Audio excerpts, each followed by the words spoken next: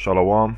First and foremost, I want to give all praises, glory, and honor, which is due unto Yahweh, Ba'Hashem Yahweh Shai, Ba'Hashem Bracha Kodash. Double honors to the apostles, bishops, and elders of Great Mosul and Rule Well, who taught me this truth. And Shalom to the elect of Yahweh Shai, the elect of Israel, starting with 144,000. And yeah, man, pretty much what I wanted to get into in this lesson is pretty much as soon as we entered 2024, you had a major earthquake over there in Japan, where the Ammonites are, okay, the biblical nation of Ammon, which are heathen. And, that land, they get a lot of earthquakes, and pretty much a lot of people got injured, deaths, and it got hit, man. All right, it got hit by an earthquake. Same time you had an earthquake in New York,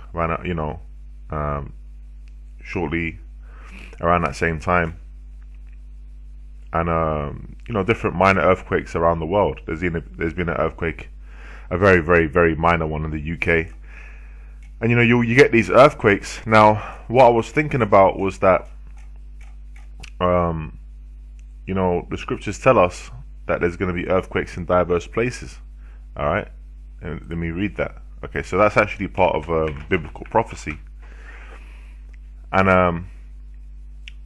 the Lord is actually going to be causing a shaking of the earth. Ultimately, all right, when you're going to have World War III, the nuclear warheads pelting America, all right? Because that's going to be such a devastation, such a destruction that it's actually going to shake the earth, all right? Now, let me read the scripture that I was thinking of in Matthew 24.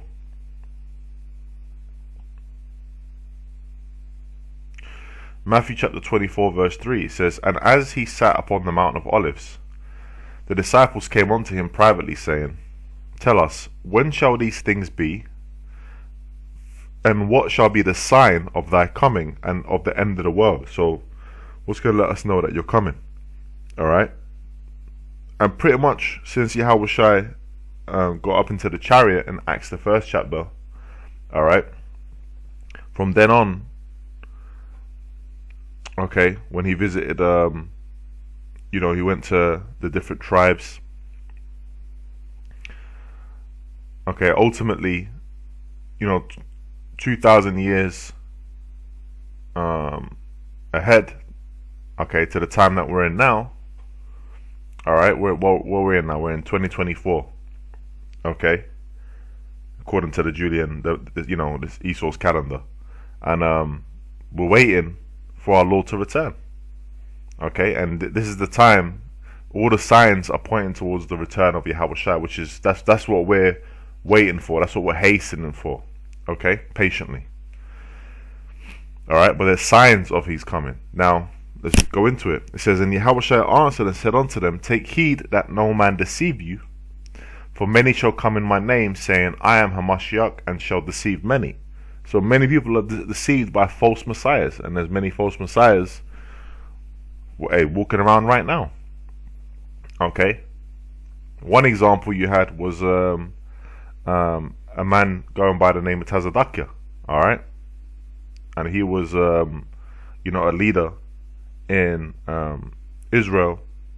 He had a camp, okay, and he was calling himself the God-sent Comforter, which the Comforter is this word. The Comforter is Yahweh Shai. All right, and the Lord took his ass out, man. All right, the Lord ain't playing with that. The Lord took his ass out. All right, and you don't see no videos coming out for them. You don't see nothing coming out from that group. Okay, so obviously the Spirit ain't working with that. All right, it says, "And ye shall hear of wars and rumors of wars." Aren't we seeing that right now? Okay, all around the world you got different skirmishes. You got the war in Ukraine, the war in Israel, Palestine, the Middle East. Okay, this is all brewing towards what? World War III. It says, "See that ye be not troubled, for all these things must come to pass, but the end is not yet." Yeah, because there's prophecies have to come to pass. Okay, one of the major prophecies we're waiting for is what? The mark of the beast. All right, the Revelation 13 and 16 prophecy. Once that comes to pass, then everything's going to move quick from there. Okay, you're going to have America getting nuked by thermonuclear weapons. All right, being shot by all these different countries, man. World War III. It says, "For nation shall rise against nation, and kingdom against kingdom." See? All right. Now the major kingdoms that are going against each other right now, ultimately spearheaded by what? You got America and its allies. You got EU and NATO. Okay. And then you've got what? Russia. Okay. And its allies. All right. Ezekiel, the 38th chapter, Gog and Magog. All right. And its bands. And scripture say, "Be thou guard unto them." You got these different countries. You recently had a couple of countries actually joined the BRICS nations. Let's type it in and see what comes up. Which countries joined BRICS 2024?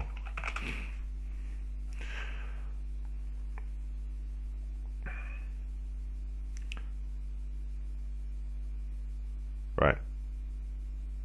Egypt.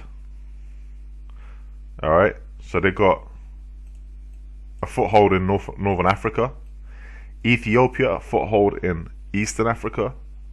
Iran, a foothold, which Iran has already got good relationships with Russia anyway, in the Middle East. All right, a thorn in the side of Israel, which is works with America. Saudi Arabia, all right, and the United Arab Emirates. These two, man. Look at the oil situation. Okay. So it's more and more these countries are going to side with, the philosophies of the BRICS nations. Let's see what let's type them out. What are the major tenets of BRICS?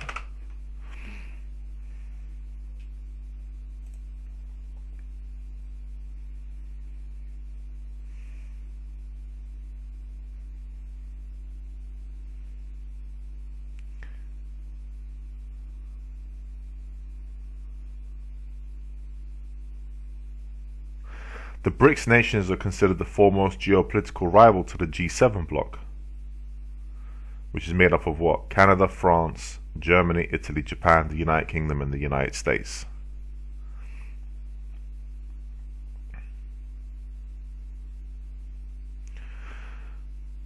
Of leading advanced economies, implementing competing initiatives such as the New Development Bank, the BRICS Contingent Reserve Arrangement, the BRICS Payment System, the BRICS Joint Statistical Publication, and the BRICS Basket Reserve Currency. So, there is a straight up rival against America and its allies. All right? And ultimately, according to Scripture, we know that what? Let's read it. Let's go to Revelation. What's that? Is it 17? Is it 16? Bear with me. Revelation 16. Let's try that.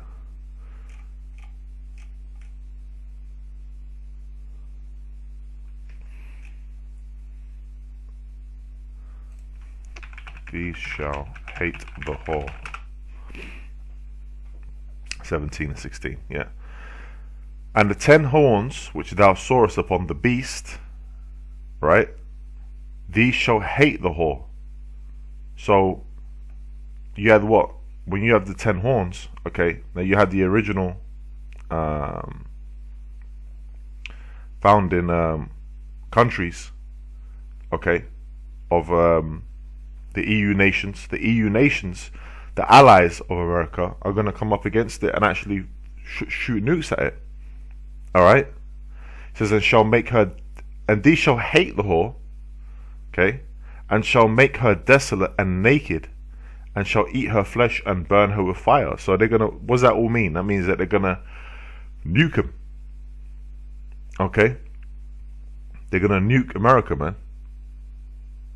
They're going to turn on America. The Lord's going to actually have them do that. So, the time that we're in, man, we're in a time where, great judgment is going to, manifest upon the earth, and it really is manifesting, but it's gonna scale up. All right. Let me go back to Matthew 24. It says, "And there shall be famines." All right. The famines are coming. "And pestilences." We've seen examples of that, and that's going to increase. All right. More and more so. This devil really going to start exposing some shit. These lab created, diseases. It says, "And earthquakes in diverse places." Going back to, because I went off a little bit into a different topic, but there's going to be earthquakes in diverse places. That's biblical. All right. And it's only going to ramp up more and more. Now, let me go from there to the Apocrypha. Let's go to 2nd Ezra 9. Let's see if 2nd Ezra, the 9th chapter. Okay, let's see if Ezra, the prophet, okay, in the Old Testament agrees with what's been said in the New Testament. This is 2nd Ezra chapter 9, verse 1. "He answered me then and said, Measure thou the time diligently in itself." How do you measure it? Through the prophecies, the scriptures. "And when thou seest part of the signs past, which I have told thee before, then shalt thou understand that it is the very same time wherein the highest will begin to visit the world which he made." And how is the Lord doing that? The Lord's doing that through his judgments. He's letting his presence be known, and ultimately he's gonna manifest. Okay. All right. Therefore, and the scriptures say, what does it say when he manifests? Let's go to Revelation 1. Okay, when Yahushua returns, okay, the Son of the Most High, the only begotten Son, the first begotten Son. Okay, Revelation chapter 1, verse 7.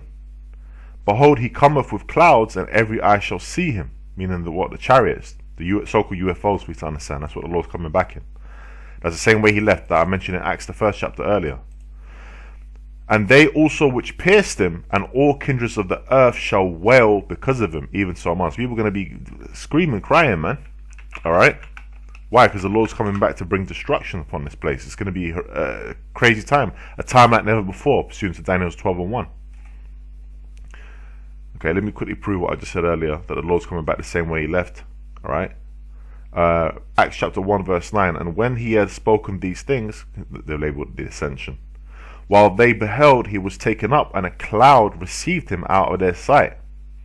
And while they looked steadfastly toward heaven as he went up, behold, 2 men stood by them in white apparel, angels, which also said, Ye men of Galilee, why stand ye gazing up into heaven?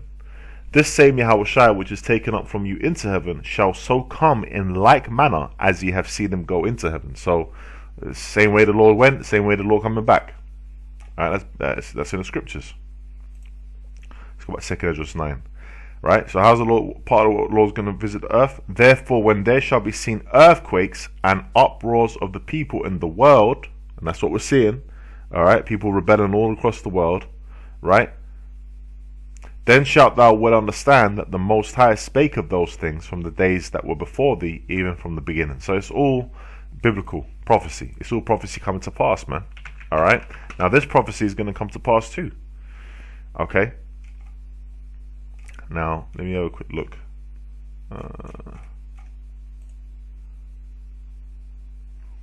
Was it?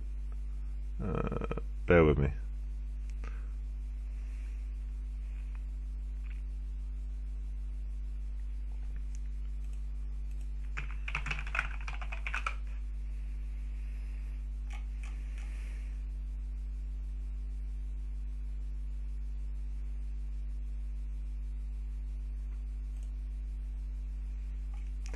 Haggai chapter 2, verse 6, it says, "For thus saith the Lord of hosts, Yet once it is a little while, and I will shake the heavens and the earth, and the sea and the dry land."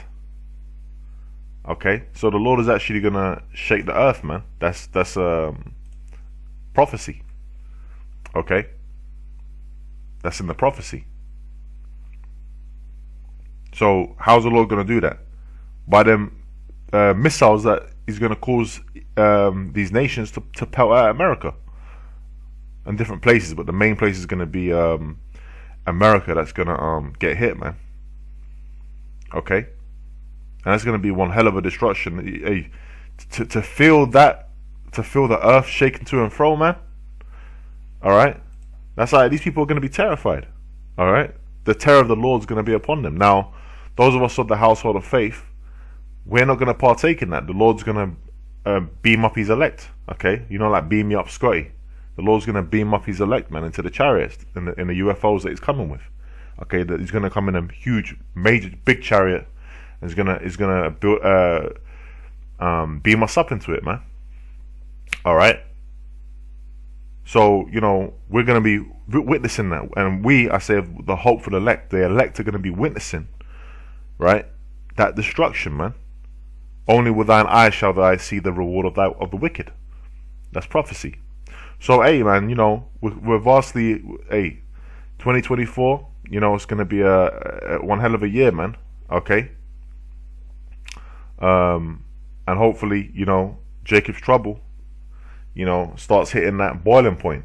Okay. Well, hey, this might be the year that they really, really push, you know, this mark of the beast. So, and as soon as they do that, you know, we're out of here, man. Very, very quick after that. All right. So, Lord willing, this has been an edifying lesson. Okay. And with that, man, I'm going to say shalom.